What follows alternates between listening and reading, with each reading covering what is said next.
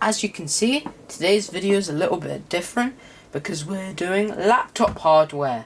This is the Thinkpad X270, and no, this does not come from the laptop motherboard video that we did prior. If we open it up, see we've got a nice Thinkpad keyboard here.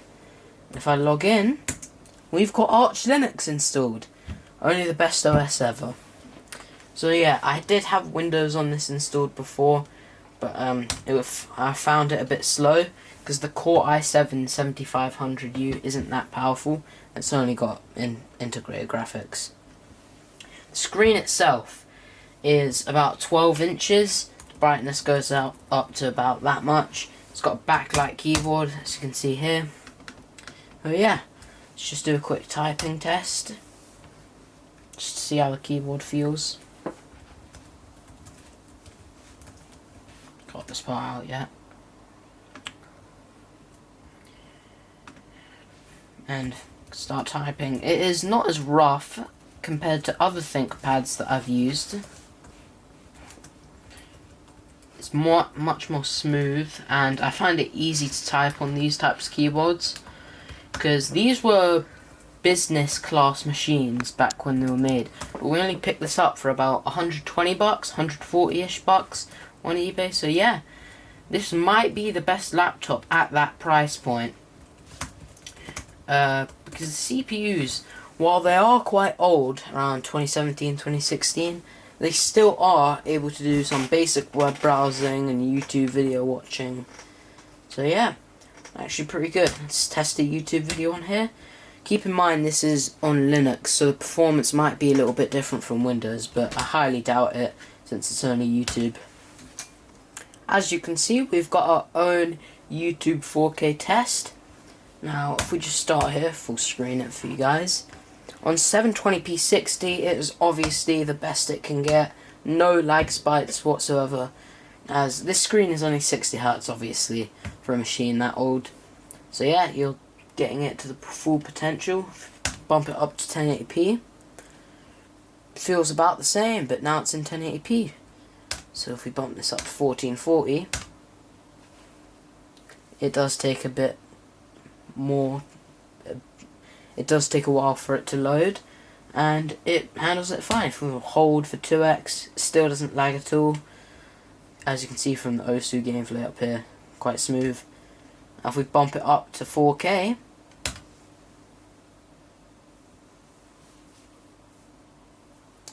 it's still great, but I don't know if 2x, yeah, 2x does get a bit laggy, but overall 4K video is quite watchable on this thing. So yeah, great if you want to do 4K videos, and yeah, it runs good. Just don't do 4K video editing on here, please. It's not the same thing. Now let's boot up a little bit of BTOP for you. This is a little Linux thing. Don't know if any of my viewers have heard of this because they might use Windows. BTOP. It shows you your CPU usage and stuff. CPU usage, your GPU usage in there. As I said before, we've only got iGPU and 8 GB of RAM in here, which I might upgrade down the line. Now, a good way to test this Windows Task Manager equivalent is to go into WebGL Aquarium, which we have used in our videos, so shout out to that website. As you can see, we've now booted up the WebGL fish and connected our Ethernet. You can see BTOP is a lot more active now. Got the GPU usage bumped up, and 500 fishes get about 60 FPS, 1000 about the same. Ooh, you can see that little GPU usage going up to 70s. CPU's going rapid, go up to 5000. Oh, already going down to about 55, but that might be Linux, I'm not sure. To 10,000, 35 FPS. This is getting really bad really quick. But I do think this is with the WebGL compatibility with Firefox. It's not about the equivalent of Chrome, which is what we usually use. But yeah, let's bump that up to 15K. About 25. GPU's bumping up here, 75. Memory usage is about 2.69 gig. Now, Arch Linux is very light, so that might be why it's kind of low. And 20,000, about 20 FPS. 25,000, about 18. And 30,000, just about 15. Now time for a ports overview. top, nice and matte. Got the little Thinkpad logo here with the flashing light. On the left side, we have the charging port, which is way better than any standard USB-C charging port these days. It's very stable. You can throw it around, do whatever. Got your little air out there. You got USB-C, HDMI, USB 3.0. This side, got an Ethernet here, and here we've got a SIM card slot, which I have Linux installed on it, and the compatibility is way better than Windows. And you can call, text, use mobile data even, if that's on your SIM card contract. Here we've got a little SD card slot, another USB 3 port, and a headphone jack for your normal audio and your mic combo. And yeah, it's just the laptop opens like this. As for the back, as you can see here, we've got a port for the dock, which I can bring the dock over right now. Just very quickly assemble that. As you can see, after quite a lot of struggling, we've got the dock on. Now the good thing about this dock is that the back has loads of ports. VGA, DVI, DisplayPort, HDMI, another DisplayPort, or power in, Ethernet, USB 3, USB 3, USB 3, USB 2, USB 2. This is USB 3, but the power stays on even when the laptop's off. See on this side, we've got the little power button, which turns on the whole laptop, same as the power button in the laptop, and the eject button. So yeah, that's about it with the dock. In the back, we have a removable battery, which is the external battery, and there's actually an internal battery inside, which is currently broke.